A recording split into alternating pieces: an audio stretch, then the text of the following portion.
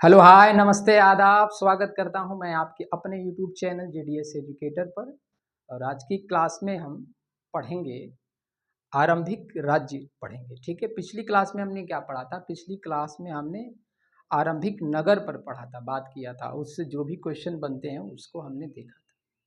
दोस्तों, जो सीटेट पे जो क्वेश्चन पूछे जाते हैं, जो सीटेट के सवाल होते हैं, वो समझ पर आधारित होता है। क्योंकि जब तक आप कंसेप्ट नहीं समझेंगे, थ्योरी की क्लासेस अगर अटेंड नहीं करेंगे, तब तक आप क्वेश्चन अच्छी तरीके से नहीं बना पाएंगे।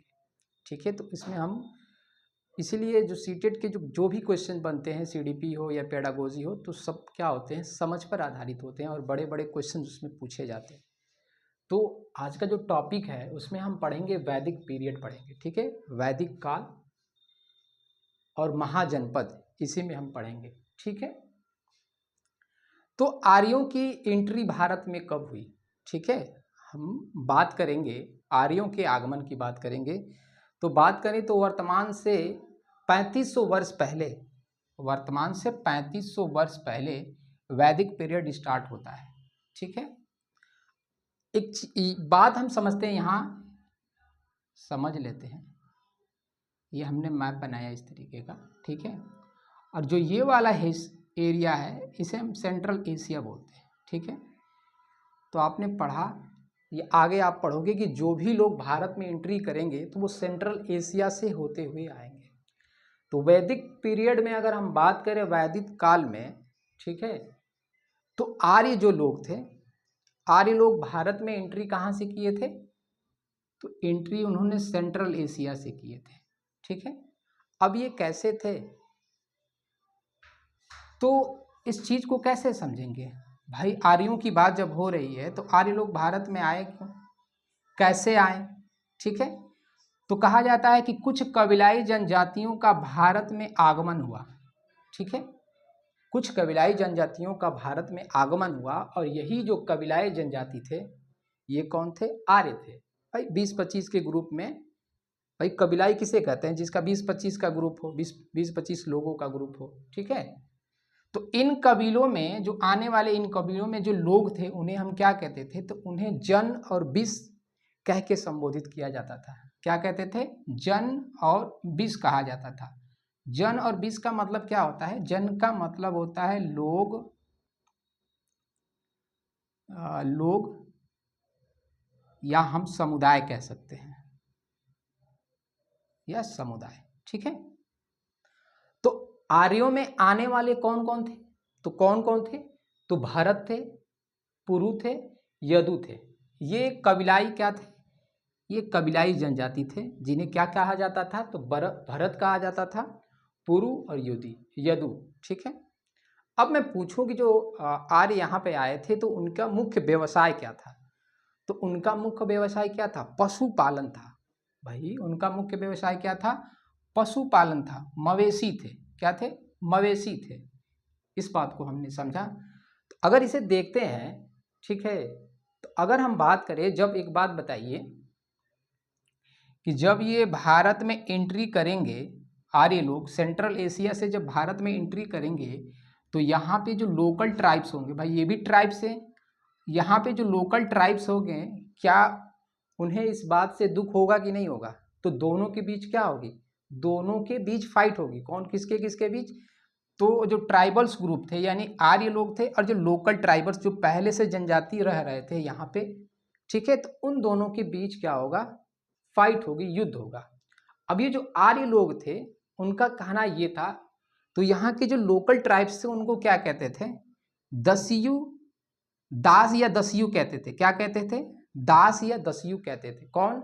आर्य लोग। यहाँ के जो लोकल ट्राइब्स थे उनको क्या कहते थे? दास या दस्यु कहते थे। ठीक है, मतलब आर्यों ने स्थानीय कबीलों पर उनके मवेशी को चुराने का आरोप लगाया। अब ये इन दोनों के बीच फाइट यानी लड़ाई क्यों होगी? क्योंकि जो आर्य लोग थे उन्होंने यहाँ के जो लोकल ट्राइब्स थे उनके ऊपर ये आरोप लगाया कि ये क्या कर रहे हैं? ये मवेशी चुरा रहे हैं। ठीक है भाई, उस समय जो मवेशी, दो केटल्स थे आर्यों के लिए, वो बड़ा ही इंपॉर्टेंट थे। ठीक है, तो युद्ध का रीजन, दोनों के बीच क्या होगी? लड़ाई होगी। तो इसका कारण क्या था? पशु और मवेशी।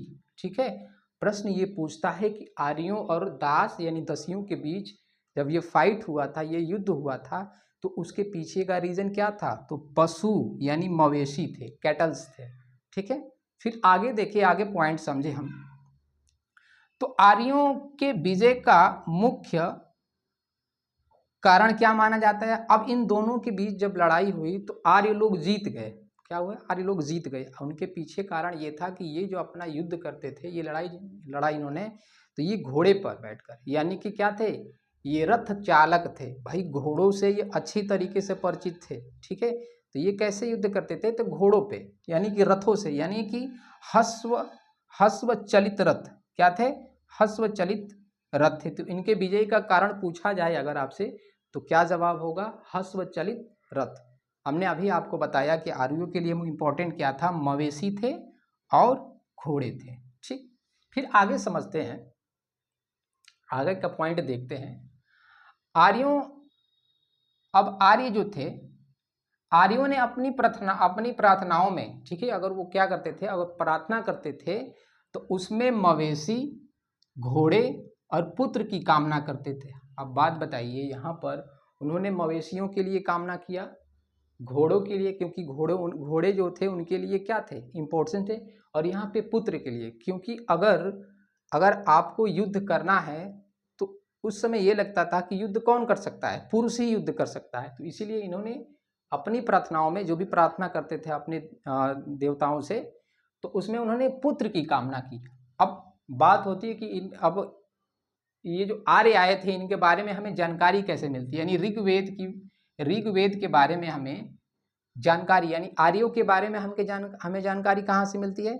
तो आर्यों के बारे में हमें जानकारी ऋग्वेद से मिलती है। हमने पीछे वाली क्लास में पढ़ा था कि ऋग्वेद से मिलती है इसकी जानकारी, क्योंकि ऋग्वेद की रचना कब हुई थी? तो 3500 वर्ष पहले हुई थी। ठीक है, इसकी जो मुख्य भाषा थी, ऋग्वेद की जो मुख्य भाषा थी वो क्या थी? संस्कृत थी। ठीक है, अब इसमें सूक्त लिखे गए हैं। सूक्त क्या होते हैं, इस बात को समझ लेते हैं। सूक्त का मतलब होता है अच्छी तरीके से बोला गया। ठीक है, यानी कि मंत्रों के शुद्ध उच्चारण पर बल दिया जाता था। इस समय सूक्त जो होता था, इसका मतलब होता है अच्छी तरीके से बोला गया, और मंत्रों का उच्चारण क्या होता था? शुद्ध तरीके से बोलने पर जोर दिया जाता था। ठीक है, अब ये मंत्र का उच्चारण करते कौन लोग थे? तो दो लोग करते थे, एक तो पुरोहित और दूसरा ब्राह्मण लोग क्या करते थे? मंत्रों का उच्चारण करते थे। तो ऋग्वेद में कितने सूक्त हैं? तो 1000 से अधिक सूक्त हैं या श्लोक हैं। ठीक, तो इसमें हमने अभी क्या क्या समझा कि वैदिक काल में, अगर वैदिक पीरियड की बात करें तो वर्तमान से 3500 वर्ष पूर्व बीसी में क्या कहेंगे? 1500 बीसी। ठीक है, ये लोग कहाँ से आए थे? तो सेंट्रल एशिया से भारत में आए थे। इनमें आने वाले जो जनजाति थे उनको क्या कहा जाता था? जो कबीली जनजाति थी उनको जन और बीस कहा जाता था, और जन और बीस का मतलब होता है लोग और समुदाय। ठीक है, फिर आर्यों का जो मुख्य व्यवसाय था वो क्या था? तो पशुपालन था। ठीक है, किनके बीच इनकी लड़ाई होगी? तो लोकल ट्राइब्स और आर्यों के बीच। ठीक है, आर्य और लोकल ट्राइब्स के बीच क्या होगा? फाइट होगा। आर्य लोग, यहाँ के जो लोकल ट्राइब थे उनको क्या कहते थे? दास और दस्यु कहते थे। ठीक है, हमने इस बात को समझा। और युद्ध का मुख्य कारण क्या था? तो पशु और मवेशी था। फिर ये प्रश्न आपसे पूछ सकता है कि आर्यों के विजय का मुख्य कारण क्या था? तो हस्व चलित रथ, क्योंकि क्या थे? इनके पास घोड़े थे और ये घोड़ों से युद्ध करते थे, इसलिए ये क्या है? युद्ध जीत गए। ठीक,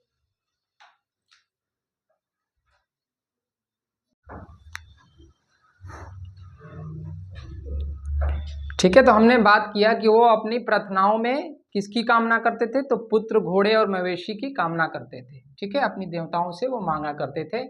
तो ऋग्वेद की कुछ महत्वपूर्ण देवताओं का उल्लेख मिलता है। ऋग्वेद में क्या मिलता है? कुछ महत्वपूर्ण देवताओं का उल्लेख मिलता है। जैसे कि हम बात करें इंद्र की, आग की, ठीक है, इंद्र, आग, सोम। ठीक है, तो इंद्र को क्या कहा जाता है? इंद्र को युद्ध का देवता कहा जाता है, यानी कि गॉड ऑफ फायर। वहीं अग्नि की बात करें तो अग्नि को गॉड ऑफ फायर यानी आग का देवता। सोम यानी ड्रिंक, पेय पदार्थ। ठीक है, फिर हम आगे एक पॉइंट देखते हैं कि ऋग्वेद में सिंधु नदी और सरस्वती नदी का उल्लेख की बात करें तो बार बार उल्लेख आया है। ठीक है, आपसे प्रश्न पूछ सकता है कि ऋग्वेद में सिंधु और सरस्वती का उल्लेख, तो आपका जवाब क्या होगा? उल्लेख बार बार आया है। ठीक है, फिर नेक्स्ट पॉइंट देखते हैं कि ऋग्वेद में एवं मंत्र में, ठीक है, ऋग्वेद में जो मंत्र है उसमें ऋषि विश्वामित्र को क्या, ऋषि विश्वामित्र को सतलज और ब्यास नदियों की पूजा करते हुए दिखाया गया है। किसकी? तो सतलज और ब्यास नदी की पूजा करते हुए दिखाया गया। इसका मतलब ये पता चलता है कि उस समय नदियों की पूजा भी होती रही होगी। ठीक है, और क्या आपके एनसीईआरटी के बुक में, ठीक है, ऋषि विश्वामित्र के बारे में लिखा गया है। क्या लिखा गया है? कि ऋषि विश्वामित्र ने सतलज और ब्यास की तुलना देवियों से की है। आप समझ लीजिए कि इतने इंपॉर्टेंस थी उस समय, नदियों का इतना बड़ा महत्व था कि उनकी तुलना किससे किया जाता था? तो देवियों से किया जाता था। ठीक है, विश्वामित्र ने इन्हें गाय और घोड़े से तुलना किया। किससे?